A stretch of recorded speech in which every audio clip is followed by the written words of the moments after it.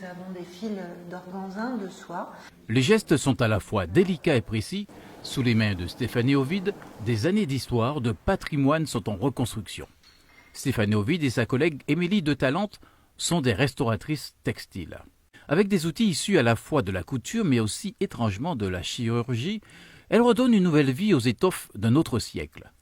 La ville des Trois-Îlets, la direction des affaires culturelles et l'église les ont choisis pour restaurer le trésor d'ornements liturgiques de l'église Notre-Dame de la Bonne Délivrance de la commune. Je vais restaurer un ensemble de 7 bannières qui ont été conservées précieusement au sein de l'église et qui datent de la fin du 19e siècle jusqu'aux années 20 environ. Ces bannières étaient utilisées pour faire des processions et elles représentaient les confréries de la ville des Trois-Îlets. Ces bannières que vont restaurer les deux femmes ont une valeur inestimable car elles sont l'héritage, le vécu d'hommes et de femmes qui les ont créées et manipulées pendant des décennies. Un patrimoine que la ville a souhaité préserver pour le bien de tous. Elles ont d'une grande valeur. On a gardé peu d'objets textiles et en général, elles ont toujours été restaurées en métropole. C'est assez nouveau également qu'on décide de ne plus faire voyager les pièces, mais de faire voyager les gens qui peuvent en prendre soin. Et ça, je pense que c'est fondamental.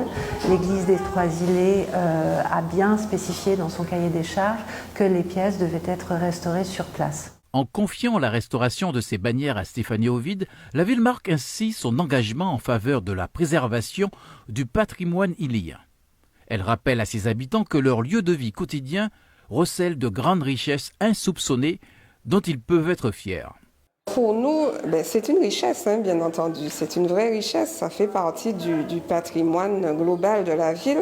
Et il est important que les Îliens connaissent ce patrimoine. Il existe un patrimoine immobilier. Il y a aussi le trésor de l'église. Ce sont des pièces qui sont là depuis longtemps, qui racontent une histoire. Donc il est intéressant que les Îliens connaissent ce trésor. Au-delà des Îliens, ce patrimoine est une fierté pour tous les Antillais, à commencer par Stéphanie qui revendique ses origines guadeloupéennes. Petite, elle avait déjà une attirance pour le textile. À la faveur de rencontres, elle a progressivement découvert ce métier. La première approche, c'est quand j'ai commencé à m'intéresser au costume créole, au musée Sainte-Jeanne-Perse à Pointe-à-Pitre, et la conservatrice m'a gentiment fait voir un rapport de restauration de 2 robes du 19e siècle. Et je me suis dit, ça existe, ça, des gens qui font ça, qui ont le droit d'approcher de si près des objets qu'on ne voit qu'en vitrine. Et voilà. J'ai l'impression vraiment de pouvoir contribuer au patrimoine de ma culture et de pouvoir le faire sur place et avec un savoir-faire que j'espère pouvoir partager et communiquer avec une nouvelle génération. Que ce soit la réfection d'un costume, d'un carrosse ou encore d'une tenture, la restauratrice se fixe des objectifs élevés. J'ai toujours en tête que ce qu'on fait doit durer 100 ans. Voilà, c'est l'unité de mesure. Mais bon, c'est dans un idéal, mais c'est pas. En tout cas, c'est ce qu'on essaye de faire. Bonjour, donc moi je suis Stéphanie. Elle a pris le soin de l'expliquer aux scolaires venus découvrir son savoir-faire. Cette escapade va peut-être créer quelques vocations. Qui sait?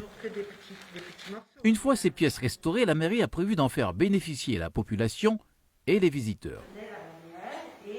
Il s'agit pour nous de mettre en place un musée qui sera situé dans la chapelle de l'hôpital des Trois-Îlets et qui permettra au grand public de visiter donc, le trésor de l'église des Trois-Îlets. Les 2 expertes ont déjà restauré 3 bannières. Elles reviendront au mois de juillet pour raviver les 4 dernières.